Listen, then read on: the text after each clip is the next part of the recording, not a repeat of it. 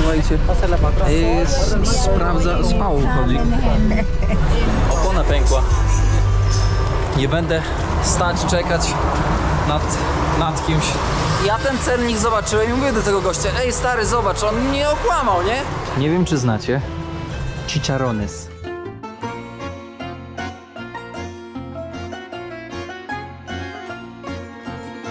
Drodzy widzowie, już jest nowa dostawa książki Ludzie Drogi. Koniecznie kupcie swój egzemplarz. Możecie ją znaleźć na Allegro ze smartem 0 zł przesyłka.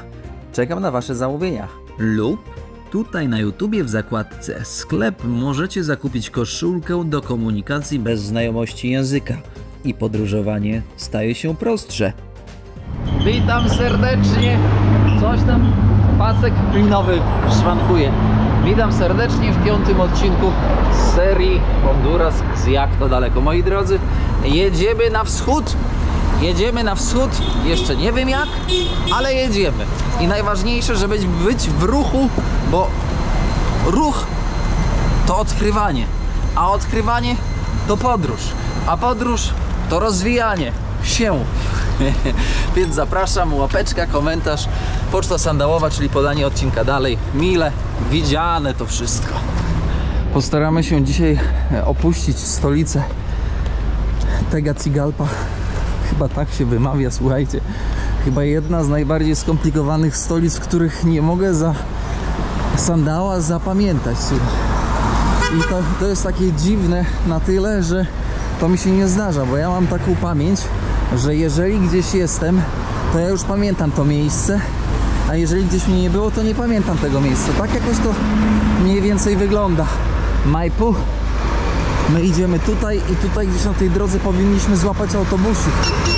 Ale jak to w praktyce będzie wyglądało, ciężko powiedzieć.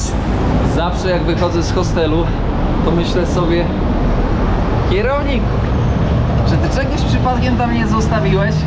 No bo wiecie, że jakbym coś zostawił, no to teoretycznie w praktyce w sumie zostawiłbym jedyną rzecz, którą mam. Bo bardzo często mam wszystkiego po jednym.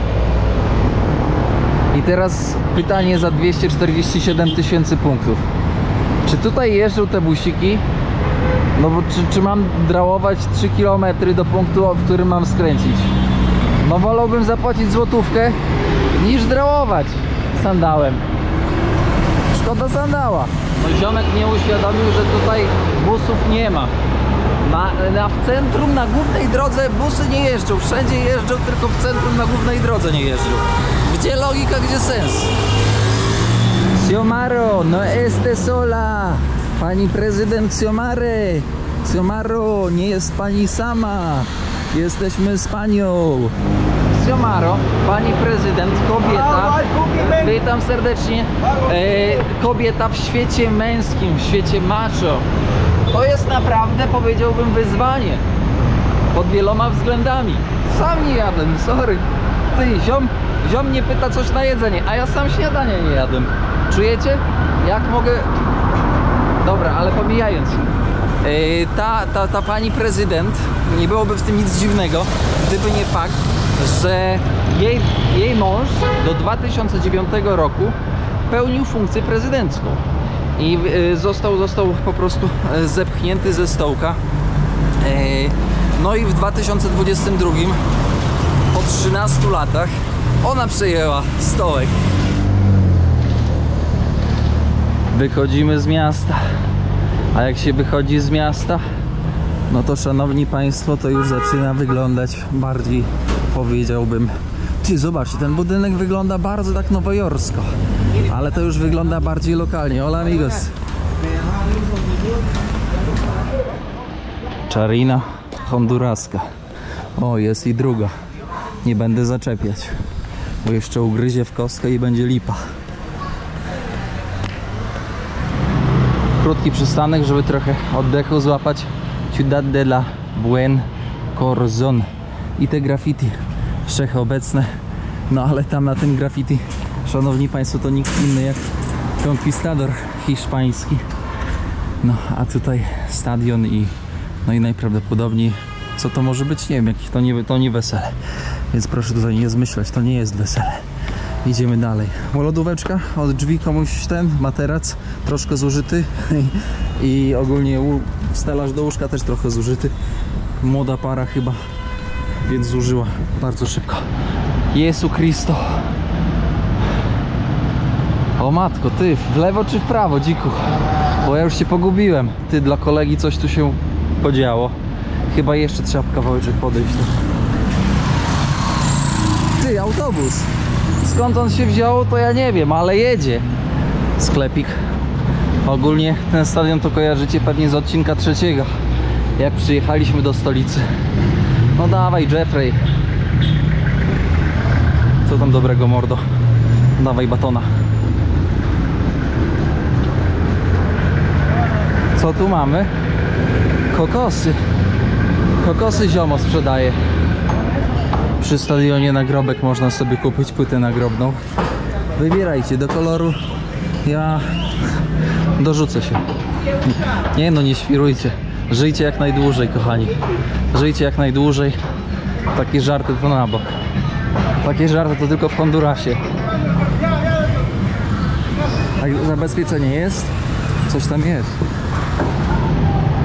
Słuchajcie, tyle już jestem w Hondurasie i dalej ogólnie w Ameryce Łacińskiej nie ogarniam, dlaczego, w sensie, gdzie są przystanki. Oni wysiadają gdzie chcą, ale z drugiej strony to tak wygląda chaotycznie, ale to tak chaotycznie nie jest, bo są jakoś tak dziwnie ustalone z góry, odgórnie te miejsca. Ja dalej nie jestem w stanie w ogóle ogarnąć, gdzie wsiadają, gdzie ten. Tutaj wysiadł, więc tutaj będę zatrzymywać. Lecimy. Lecimy na dworzec, żeby się wydostać z miasta. Z moimi ziomkami tutaj w autobusie. I można świrować. Zobaczcie jeszcze tutaj takie widoki na centrum. Kierownicza miejscówka z przodu. Gliny sprawdzają. Ciekaw jestem, jaka jest ogólnie, jakie jest smarowaństwo w praktyce tutaj. Ciekawe, czy ziomka zatrzymają z autobusu. Chaos taki nie wiadomo co.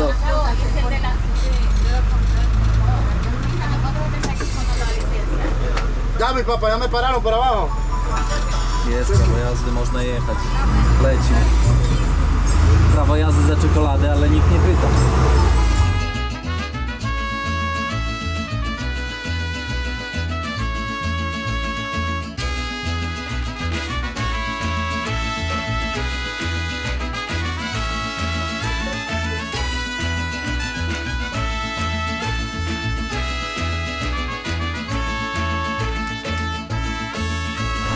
Opona pękła. A jeszcze 2 km przez ranę.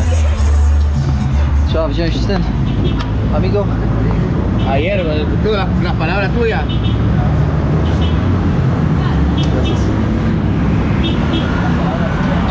Odebrałem pieniądze za bilet, bo opona strzeliła, więc no nie mam jak dojechać. Więc odebrałem połowę. Nie było to skomplikowane, bo w sumie odebrałem. Wszyscy odebrali. To jest taka ogólnie zasada, że jak coś się zepsuje, no to z automatu szefu, który obsługuje, kasjer tak zwany, oddaje pieniądze. Zobaczcie na to. Zakład nazywający się Betel. Ale poczytajcie sobie, czym jest Betel ogólnie. Często wykorzystywany w Indiach czy w Bangladeszu. Idziemy na dworzec autobusowy, żeby jak najszybciej wydostać się w ogóle z aglomeracji, nie z miasta, z aglomeracji, która jest po prostu no szalenie ogromna. Można by było autobusikami podmiejskimi się tłuc, ale bez sensu. Lepiej jakimś dalekobieżnym autobusem wyjechać i mieć totalny spokój ducha. Paliwo. Ceny oscylują, słuchajcie, między 3,50, tak mniej więcej, 3,54 zł. Ale na co warto zwrócić uwagę, bo ja już po prostu, wiecie, mój mózg tego nie przetwarza. Niech mi ktoś wytłumaczy fenomen, że w niektórych krajach na stacjach sprzedają paliwo 88 oktanów, 82, 87, a w niektórych sprzedają tak samo jak w Europie, 95, 98. I weź zrozum, ja wiem, że są starsze auta, które silniki pracują na niższooktanowym paliwie, na mniej oktanowym paliwie, ale tutaj jak widzicie w tle, to nie są stare auta. To nie są, moi drodzy, stare auta i w poprzednich krajach gdzieniegdzie były właśnie te paliwa niskooktanowe. Z czego to się bierze w ogóle? Czy to jest jakiś pic na wodę fotomontaż? Ilość sprzedawanego kurczaka w Hondurasie przerasta w ogóle wasze najśmielsze wyobrażenia. Wszyscy sprzedają kurczaka. Polos, kurczak, polo frito, polo asado, polo normal. Słuchajcie, polo, w sensie kurczak w każdym wydaniu. Szok. To jest chyba ten dworzec autobusowy. Zaraz dopytamy co i jak. Kurczak, zakupiony kurczak z tortillą. Ale idę teraz ogarnąć bilet. Zobaczymy ile będzie kosztować. Trzymajcie kciuki. Bilet 13 zł. 100 km 13 zł. Nie jest źle. Gdzie wy patrzycie? Ty coś się przykrzywiło. Ale ładne pieniądze. Dobra. Pakujemy się. Bas? Dali? Aki? Si. O, no to lecimy, ty mordo. Ale ogarnąłeś fantastycznie. Jestem z ciebie dumny. Coś tutaj nie zagrało dobrze. Czekajcie. Jest dobrze, panowie. Danli, autobus. Lecimy w teren. I co, szanowni państwo? Niby tak fajnie, niby tak spoko, a się okazuje, że co? Że autobus full. I nie ma jak jechać. No nie zdążyłem, no. Dosłownie byłem... Babeczka przede mną wcisnęła się na styk. Takie życie, no ale to zjemy kurczaka przynajmniej w spokoju. Pół godziny i ma być kolejny, ale to jest, wiecie, Latinoameryka. Więc tutaj może być godzina, a nawet dwie. Jak to otworzyć? Co tu pali fajki? Zaraz będziemy bić. Co tu jest? Kurczak. Pier z kurczaka. Trochę ketchupu. Nie wygląda to źle. Smacznego.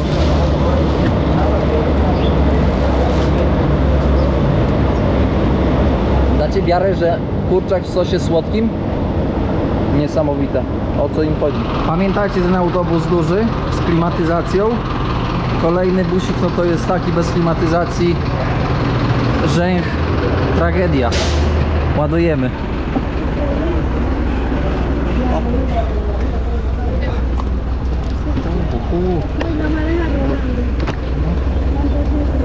Gracias, señor. Tutaj z moją przyszywaną babcią będę siedział. Kurde, no przesrane, ty. Wentylacji nie ma. Ja pierdzielę. Przekichane. Dobrze, że ja szczupły jestem. Bo tak to by było przegrzane, no. Nieźle. No dobrze, zobaczcie, czekamy aż się wypełni i będziemy lecieć. A było tak dobrze z klimatyzacją, duży autobus. Nie, jedna osoba za dużo. I zobaczcie na to. Litr paliwa kosztuje 3,50. Półtora litra wody kosztuje 5 zł na dworcu, a transport kosztuje 100 km 13 zł. Niezależnie czy płacisz 13 z każdym transportem, takim dużym autobusem 13 z klimatyzacją i takim rzęchem bez klimatyzacji też 13. Zobaczcie jaka rozbieżność cenowa. Ogromna. Koleżka ten, słuchajcie, sprawdza, z Pałą chodzi. Power, ale sprawdza i z tym, i z pukawką. I sprawdza ten, czy ktoś nie ma czegoś w plecaku. To by było ciekawe, żeby ktoś jeszcze w cenie miał jakąś zabawkę, żeby atrakcji nam dodać. I świrujcie. Dawaj, amigo. To jest kasjer główny, szef wszystkich szefów na dworcu. Pani przyszła, zostawiła takie paczuszki za 30 ichniejszych, batony, cukierki. Tutaj pisze tak: przepraszam moi przyjaciele, że przeszkadzam, por alto costo del ducho del valor. No i to można kupić po prostu tak ładnie zapakowane za taką kwotę.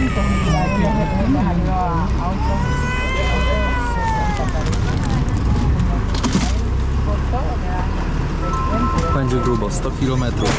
Jak nie będę wymiotować, to będzie hit. Ogólnie w tej podróży to jest moja druga podróż autobusem. Tylko z prostej przyczyny, bo ciężko się wydostać z tak dużego miasta. I szkoda mi czasu na to, żeby się kołatać od jednej do drugiej strony. Ale powiem wam szczerze, dlaczego ja nie jeżdżę autobusem, bo ja mam chorobę lokomocyjną. Oj, dzieci, nasze kochane dzieci, przyszłość narodu honduraskiego. Czemu akurat dziś? Jedziemy 35 minut i jeszcze nie wyjechaliśmy z miasta. Czujecie to? Człowiek przyszedł, na przystanku siadł, sprzedał ciastka. Ciach, daje ciastka kierowcy. Wysiada i ogarnie jakiś inny autobus. I tak sobie leci przez cały dzień.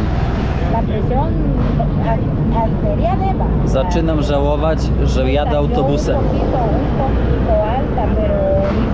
Babka obok mnie cały czas pierdzieli przez telefon. Całą rodzinę już obdzwoniła.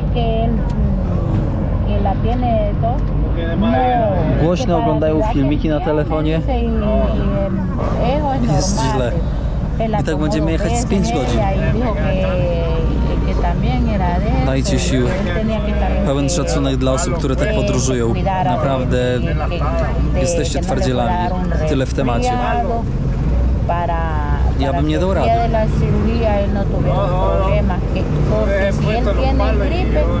To jest naprawdę dla kozaków takie podróżowanie. Chłopaki robią robotę. Wiecie, że 5 godzin to jest tych kilometrów będziemy jechać? Ale zrobiłem przeszeregowanie tak zwane w autobusie. Przesiadłem się z przodu tutaj.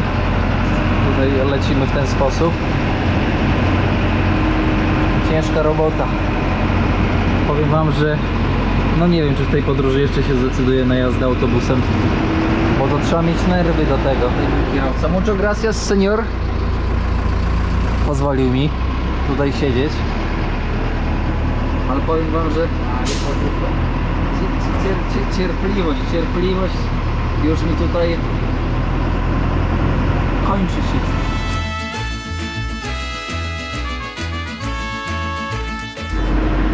¿Cómo se llama, amigos? Antonio de Honduras. Antonio. Daniel. Muchas gracias, amigos.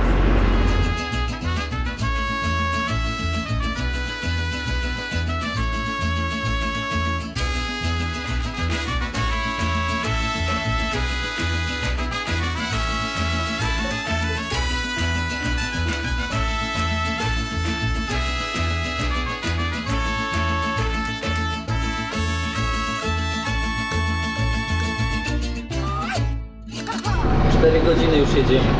Czujecie to? 4 godziny. Ja się kręcę. I dalej końca nie widać.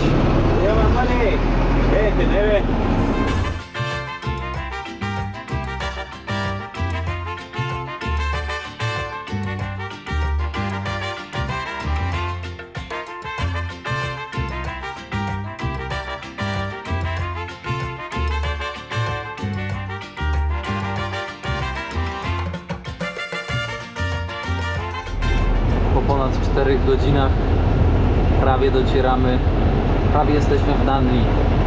Możecie sobie zobaczyć na mapie, gdzie to jest, ale przyznam szczerze, że widoki, krajobrazy naprawdę po drodze robią ogromną robotę.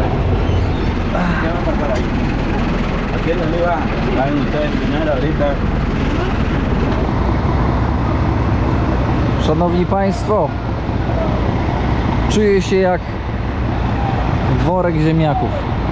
Na stacji, na dworcu ziomek tutaj tankuje autobusy. Powiem wam, że nie pamiętam, kiedy ostatnio tak źle mi się jechało. Jezu, jak ja jestem wytelepany. Hot dogi z gołębi. To jest jakieś nieporozumienie. Nie będę dużo narzekał, tylko jeszcze tak wyrzucę z siebie. Ja powiem wam szczerze, że podróżowanie ogólnie transportem publicznym zorganizowanym niby brzmi spoko, płacisz, jedziesz, ale w praktyce to jest jedna wielka tragedia. Ja się czuję teraz tak zmęczony, że wy nawet sobie nie zdajecie sprawy, 4,5 godziny katorżniczej podróży autobusem, ty jakimś rozklekotantem. Z 20 razy oszukaliśmy przeznaczenie. Bufetę u szeryfa można zjeść chyba, a może i nie. W sumie nie wiem. Dlaczego tu jesteśmy? Z dwóch powodów, moi szanowni państwo. No, pierwszy powód: bliskość granicy z Nikaraguą. Czyli co to mówi? To mówi, moi drodzy, że kolejna seria będzie z Nikaragui. Kolejny powód? Powód taki, że jest to stolica, to miasto oczywiście, to jest stolica tytoniu, cygar. Ale to jeszcze będziemy musieli odkryć bardziej. Rzeki bez wody. O kurde, wodę zostawiłem w autobusie. Ja, hola amigo, zostawiłem wodę w autobusie. Tak to jest, jeżeli coś nie jest integralną częścią twojego wyposażenia na sznurku, no to niestety to zostawisz. I zostawiłem. Teraz, szanowni państwo, idziemy poszukać noclegu. Czegoś, gdzie będzie można przekimać się za drobną opłatą. W Ameryce Centralnej jest kilka rodzajów, kurczę, ile skrętów, ty, jest kilka rodzajów noclegów. Są oczywiście hotele, są hostele, są, ojejku, wyleciało mi, hospedia chyba tak się nazywa. Hospedia to jest najtańszy nocleg. W sumie najtańszy i najwygodniejszy. Wiecie dlaczego? Ponieważ to nie są hostele, gdzie mieszkasz, śpisz z kilkoma osobami, które mogą chrapać, tylko to są takie miejscówki, gdzie masz swój pokój, masz swój pokoik, ale masz wspólną łazienkę i toaletę. Mi to kompletnie nie przeszkadza. I nikt ci gitary nie zawraca. Hospedie.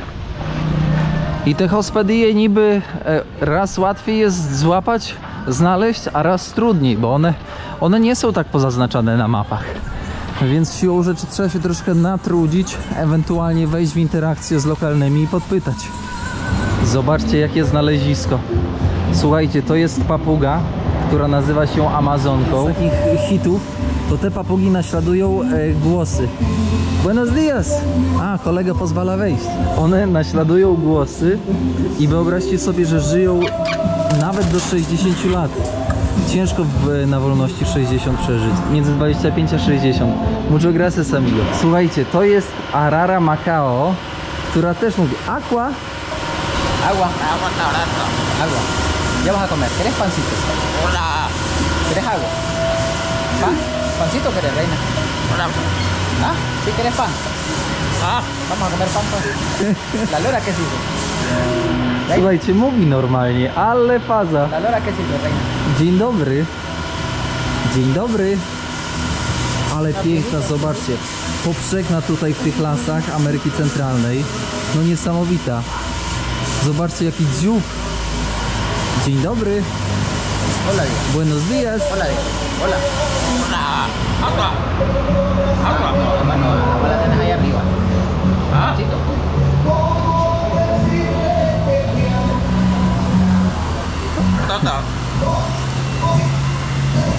Pytam tego kumpla, jak one się tu znalazły.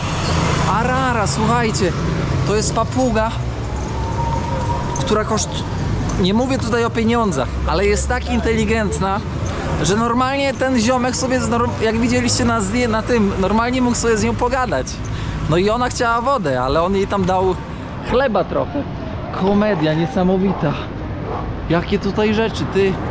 Zobaczcie, wybrać się w trekking do lasu tropikalnego w poszukiwaniu właśnie takich perełek. Może to jest jakiś pomysł? Proszę bardzo. Hospedios, patrzcie jak ukryte. Se rente para estudio. To chyba nie to jeszcze. Kurde. Pytam gościa, ile za nockę. On mówi 100 zł. Ja mówię, do hospedii idę. Jest hospedia. Ciekawe, czy otworzył. To jest jedyna w mieście. Pytam panią w sklepie, ile trzeba czekać na tą panią z tej hospedii, z tej noclegowni. Ona nie wiem, może pół godziny, może godzina. Kurde, no to nie będę stać, czekać nad kimś. Nie, to nie, zaraz pójdę, będę negocjować w tych hotelikach. Jest pierwszy na tym do negocjacji. Kurde, jakie schody, co to jest, ty? To była szybka akcja, powiem wam tak. Ziomek zszedł o mniej więcej 5 zł ze 100. No ale w takim, powiedziałbym, Buenos tardes, no w takim spelunie za 100, no to nie, no bez przesady, no ogólnie honor mi nie pozwala. Danli. Po lewej stronie plantacja kawy, po prawej stronie nawijanie cygara. Zaraz ja tutaj się poszwlaję chwilkę, moment i zaraz coś innego znajdę na nocleg. W teorii i w praktyce to można by było kimać w takim na takim parku. Nie miałbym przeciwwskazań, ale najgorzej to by ludzie zaczepiali. Wiecie, pytali czemu, dlaczego, jak. W sumie jakbym nawet nie planował zostać w mieście, pokazać wam odrobinkę tego miasta, to bym, znając życie, się nie patyczkował, tylko po prostu wyjechał z miasta i sobie tam postawił namiot. Mam tu jakiś inny, Hotel Granada. Trochę brzmi tak ekskluzywnie, jak na za stałe warunki, ale spróbujemy, zobaczymy. 190 zł najtańszy pokój tutaj w tym hoteliku. Tak czułem, że to będzie jakaś wyższa półka klasowa. Nie przejmuję się, idę sobie pozwiedzać trochę z plecakiem, no będzie trochę mniej wygodnie, komfortowo, ale słońce zaraz zachodzi i będzie szkoda po prostu, szkoda dnia na szukanie tego przytułku. Datsun, stareńki, bardzo stary, ale nie zatrzymujemy się, idziemy. Kurki na pazurki. Nigdy nie widziałem kury, która by tak nogę trzymała. O co chodzi? Chyba kogutowi się złamała ta noga, przynajmniej tak wygląda. Coś nie gra. Kurczak, Pepsi. Kurczak, Pepsi. Gang Charsonów. Ja muszę przejść, bo powiem wam, że ja im nie wierzę. Na tyle im nie wierzę, że jeden zacznie szczekać, to zaraz wszystkie przybiegają. Lepiej nie ryzykować. Audio, wideo, moi drodzy. Tutaj pewnie można kupić, naprawić. Niby, wiecie, popularne z cygar i z kawy, ale nie widzę ani tego, ani tego. Mówcie co chcecie, ale przez tyle czasu, co tutaj jestem, to naprawdę turystów jak kot napłakał, jak Andrzej napłakał, praktycznie nie ma. 2 czarki na przyczepie, na sznurku. Hit sezonu. A to mi się podoba ten sklep. Bellotas. Jakieś pierdółki. No i dobrze, i teraz idziemy przez miasto. Jest hotel Apollo i jest hotel Danli. Oczywiście najpierw walimy do tego Danli, bo wygląda... O, i ten, zobaczcie, fryzjer jest, fryzjer. Chyba się pójdę, ogarnę. Trochę wąso trzeba może zrobić, co? Ty, ja to chyba jakimś Arabem się urodziłem, bo targuję z gościem, gość mówi tak, 80. Ja mówię, nie, no nie przesadzaj, mówię, nie ma co wariować. On mówi, no dobra, to 60. Mówię, no weź przestań w ogóle za tą ruderę. 60, mówi, dobra, no to 40. Ja mówię, no dobra, no to 40, ale w tym wiatrak. On mówi, nie, wiatraka nie. Płacę mu 40. On mi wydaje, tak jakbym zapłacił 48. Ja mówię, że za mało. On tak kiwa głową, że spoko, nie? Ja mówię, że nie spoko, chcę resztę i jeszcze wiatrak. No i dopiero jak tak go przycisnąłem, to dopiero się ogarnął, czaicie? Patrzcie, jaką ruderę ogarnąłem. Słuchajcie, wchodzimy. Jest to w ogóle światło? Nawet nie sprawdziłem, a to jest podstawa. Spojrzenie, proszę ja was, tak to mniej więcej wygląda. Kłódki też nie dostałem, ale jest prąd, więc można podładować baterię. Łóżko jest, no to w sumie taka dwuosobowa miejscowa w centrum miasta, w samym centrum miasta z wiatrakiem, który musiałem grubo negocjować. Zaraz swoją kłódką będę musiał to zamknąć, żeby nie było możliwości wejścia. No i tutaj oczywiście oddzielnie, tak jak wam mówiłem, na zewnątrz jest prysznic, toaleta, ale mi to nie przeszkadza, wręcz powiedziałbym spoko, nie jest źle. O kurde, trochę obstrane, no to już trochę źle. Drugi też obstrany? No nie, gdzie kultura, no panowie. Ale warunki. Powiem wam jedną złotą zasadę podróżowania. Jeśli chcesz podróżować długo i daleko, musisz wydawać najmniej jak się da. Chociaż nie kosztem jakości. Chociaż tutaj z drugiej strony ta jakość to jest przekichana, moi drodzy, bo tutaj tej jakości nie ma. Czy zapłacisz 100, czy zapłacisz 200, to naprawdę, no mało jest miejsc, w których tą jakość poczujesz. Robię zdjęcie na wszelki wypadek w takim miejscu, no bo to miejsce jakieś jest takie dziwne, więc na wszelki wypadek robię fotę. No i mogą mi, jak mi rozwalą to będzie bite. Patrzcie, jest cennik, czujecie to? Jest cennik, zaraz będzie strugany tego szefa, bo dał mi bez łazienki, a privado con bagno, privado dwie osoby 250. Sprawiedliwości stało się zadość. Co to za ten? Sprawiedliwości stało się zadość. Wyobraźcie sobie, że był akurat na hoteliku gość, który mówił po angielsku. Ja ten cennik zobaczyłem i mówię do tego gościa: ej stary, zobacz, on mnie okłamał, nie? I on mówi: ty, faktycznie cię okłamał. Jak temu panu się starszemu głupio zrobiło, wyobraźcie sobie, że no nie wiedział, gdzie schować wzrok i siłą rzeczy bardzo szybko oddał mi tą resztę, tą różnicę. Nie wiem, czy to, znaczy uważam, że to duża różnica, bo wyciągnął ode mnie o 20 zł więcej, czyli o jakieś 33%, tak, 33% więcej niż normalnie jest stawka za ten hotelik, więc powiem wam, że głupio się poczułem, bo nie lubię, jak mnie ludzie oszukują prosto w oczy, a jeszcze chciał ode mnie jeszcze więcej, bo ja to znegocjowałem tę cenę, ale gościa przycisnąłem. I w sumie dobrze, niech mu będzie głupio. Kolejny raz z turystami nie będzie tak poczynał. Takie honduraskie, powiedziałbym, zwykłe miasteczko. Jednak no dla nas, podróżników, turystów, to powiem wam, że to i tak ciekawie. Ale to jest takie standardowe miasteczko, szanowni państwo. To jest, powiedziałbym, bardzo małe miasteczko. Zaraz zobaczycie centrum i proszę mi się nie przerazić. Ale też czasami ciekawie jest zobaczyć takie właśnie nieprzesycone miasta, tylko takie bardziej, powiedziałbym, może bardziej autentyczne, nieukierunkowane pod turystów. Manuel de Adal, lokalny muzyk i lokalny kompozytor tutaj no właśnie, co to jest za miejscowość? Powiem wam, że za każdym razem, jak tutaj jestem, to za każdym razem łapię się na tym, że coraz trudniej jest mi zapamiętać te miejscowości. I dość ciekawe jest to tutaj w Hondurasie, że kościoły pełniły również funkcję nie tylko taką religijną, ale też informacyjną odnośnie godziny. Proszę zobaczyć. Już kolejna z kolejnych wież zegarowa. Katedra Niepokolonego Poczęcia w Danili.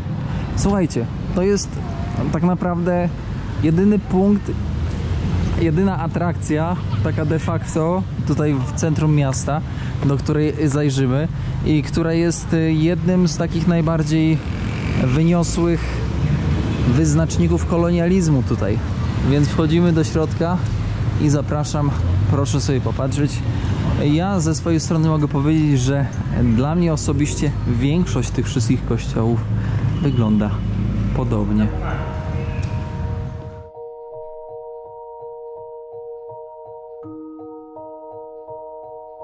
Venga de bebidas Central General Cívico, porque Coca-Cola paga donde va. Patrocina Coca-Cola, la alcaldía municipal. Domostwa takie jak tutaj widzicie mogą mieć nawet 100, a nawet i 200 lat, w zależności, no ciężko powiedzieć, bo to takie trochę strzelanie, ola amigo. Ale tak między te 100 a 200 można tak szacować.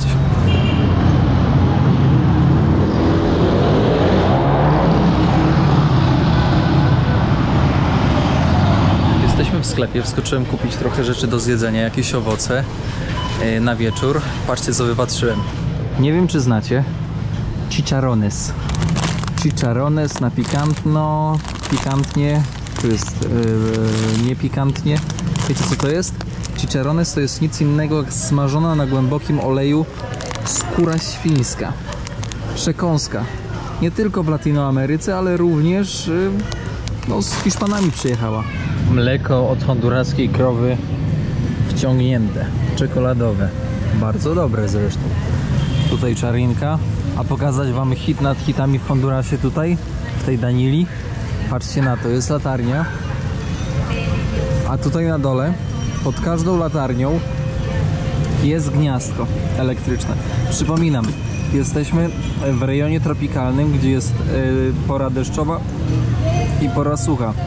I teraz wyobraźcie sobie tak zamontowane gniazdko w każdej latarni w porze deszczowej. Ja nie jestem elektrykiem, ale uważam, że to trochę głupie. Głupie czy nie głupie, ale jest i ludzie korzystają. I w sumie dla podróżnika też się przyda. Można naładować baterię, można naładować telefon. Więc może nie jest takie głupie, jak się wydaje na pierwszy rzut oka. Szanowni Państwo, kończymy dzisiejszy odcinek, kończymy dzisiejszą przeprawę pełną wzlotów i upadków. Było trochę narzekania, jak to na kanale, ale w podróży trzeba narzekać, bo to jest właśnie nieodzowna część podróży. Narzekanie. Narzekanie to nic innego jak coś, co nam się nie podoba, coś, co nas mierzi, coś, czego nie chcemy. A to jest ważne, bo to część naszej przygody. Dziękuję bardzo za spędzony czas. Proszę o łapeczkę, komentarz i podanie odcinka dalej. Przyznam szczerze, że zmęczenie mnie już bierze i będę musiał spojrzeć jeszcze raz temu panu, który mnie okantował i któremu wypomniałem to, że mnie okantował i musiał mi zwrócić hajs. On będzie się głupio czuł. Ja w sumie też będę się trochę głupio czuł. Taka głupia sytuacja, ale w sumie zaczęta przez niego, nie przeze mnie. A że nie lubię, jak ktoś mnie robi w bambuko w podróży, no to jest inna kwestia i nie odpuszczam nigdy. Może to złe, może czasami trzeba się nauczyć odpuszczać. Nie wiem, co o tym myślicie, o tej sytuacji, co byście na moim miejscu zrobili. Kończymy. Wszystkiego dobrego, do usłyszenia. Pozdrawiam serdecznie i melduję również już na sam koniec, że jest to ostatni odcinek z serii Honduras jak to daleko. Zmywam się stąd. Jedziemy w następnym odcinku do Nikaragui, więc zapraszam.